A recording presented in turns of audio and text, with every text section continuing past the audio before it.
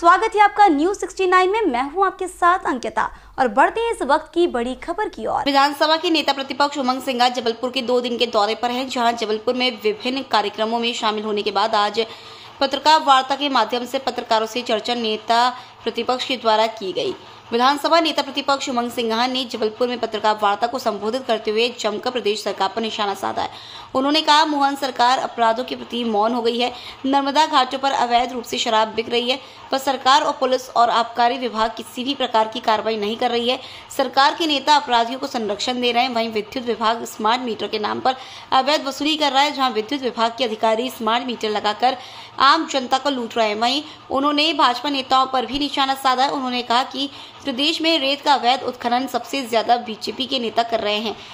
मध्य प्रदेश में होने वाले उपचुनाव को लेकर उन्होंने कहा कि दोनों उपचुनाव में कांग्रेस जीत हासिल करेगी। वहीं पाटन विधानसभा के विधायक अजय बिश्नोई के बयान पर उन्होंने कहा कि बीजेपी के नेता खुद ही अपने सरकार से नाराज चल रहे हैं, जिसके कारण भाजपा के नेता अपनी ही सरकार के खिलाफ बयानबाजी करते नजर आते हैं। जबलपुर से न्यूज 69 के लिए वाजिद खान की रिपोर्ट। सौरभ जी, ग्रामीण अध्यक्ष नीलेश जी, हमारे सम्मानीय हमारे बड़े भाई पूर्व विधायक हमारे संजय यादव जी, हमारे बड़े भाई विनय सक्सेना जी, द्वारका मिश्री जी, हमारे नेता प्रतिपक्ष नगर निगम के अमरीश जी, विजय भाई, बाकी सम्मानित सभी साथियों, सम्मानित पत्रकार बंधु, जिस प्रकार आप देख रहे हैं कि प्रदेश के अंदर अराजकता का माहौल है और में कानून व्यवस्था की कोई खैर खबर लेने वाली स्थिति नहीं है। मुख्यमंत्री जी, मैं कह सकता हूं कि लापता है।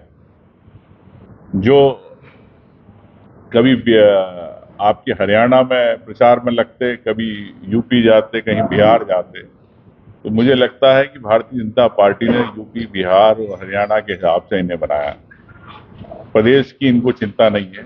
वो प्रदेश के मुद्दों पर मोहन यादव जी अब मोहन यादव नहीं रहे, अब मोहन यादव हो गए, क्योंकि जिस प्रकार प्रदेश के अंदर घटनाएं घट रही है,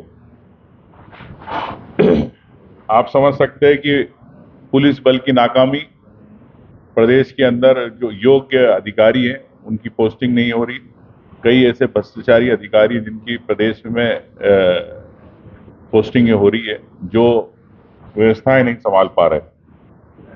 अभी आपने देखा भारतीय जनता पार्टी का सदस्यता अभियान चला। सदस्यता अभियान में कल बिश्नोई जी ने इनकी पोल खोली।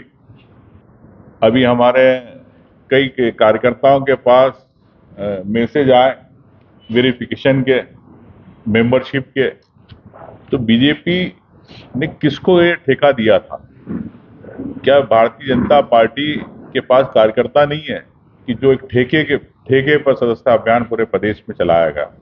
और आपने पिछले महीने 15 दिन में देखा कि किस प्रकार नगर निगम के कर्मचारी, चाहे उज्जैन में हो, चाहे स्कूल कॉलेज के अंदर दबाव बना के वहां पर मेंबरशिप बनाई गई। तो ये आप समझ सकते हैं कि भारतीय जनता पार्टी की स्थिति क्या है प्रदेश के अंदर, कि जो मेंबरशिप के लिए कईयों पे दबाव बनाए जा रहे हैं, कलेक्टरों पे भी दबाव बनाए गए।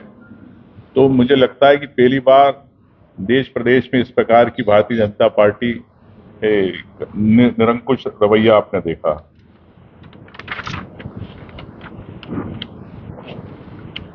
तो और ये बार बार हमेशा मुख्यमंत्री जी एक बात कहते हैं कि हमारा घोषणा पत्र रामायण और गीता की तरह है।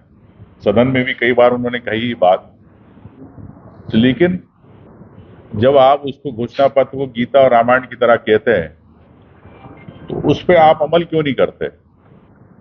आपने कहा था कि हम लाडली बहना को 3,000 रुपए देंगे, आज तक लाडली बहना को 3,000 रुपए नहीं मिले।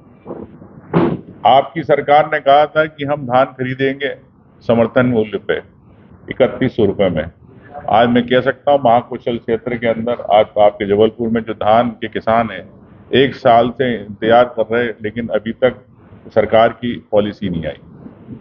और पॉलिसी आएगी भी तो मैं आपको दावे के साथ कह सकता हूं कि एक एक दाना धान का नहीं खरीदेंगे, सिर्फ नाम मात्र का। जिस प्रकार से उन्होंने सोयाबीन की बात करी कि हम सोयाबीन खरीदेंगे, जब कांग्रेस ने हल्ला किया, किसान आंदोलन किया, ट्रैक्टर आंदोलन किया, लेकिन मुख्यमंत्री जी जो पूर्व मुख्यमंत्री थे, किसान का बेटा कहते थे, प्रदेश के किसानों को भूल गए शिवराज जी। शिवराज जी चाहते तो सबसे एक एक दाना सोयाबीन का यहाँ पे खरीदे जा सकता केंद्र सरकार से, लेकिन आपकी जानकारी के लिए किसानों के साथ छलावा हो रहा है। वो सिर्फ 20% सोयाबीन पूरे प्रदेश का जो उत्पादन है उसका सिर्फ 20% खरीदने की तैयारी है। तो मैं सोचता हूं कि ये झूठे वादे करने वाली, झूठी बात करने वाली पार्टी है भारतीय जनता पार्टी। अपने वादों पे कभी अड़िग नहीं रहती। इस खबर पर आपकी क्या है राय, हमें कमेंट सेक्शन में जरूर बताएं। तब तक के लिए धन्यवाद।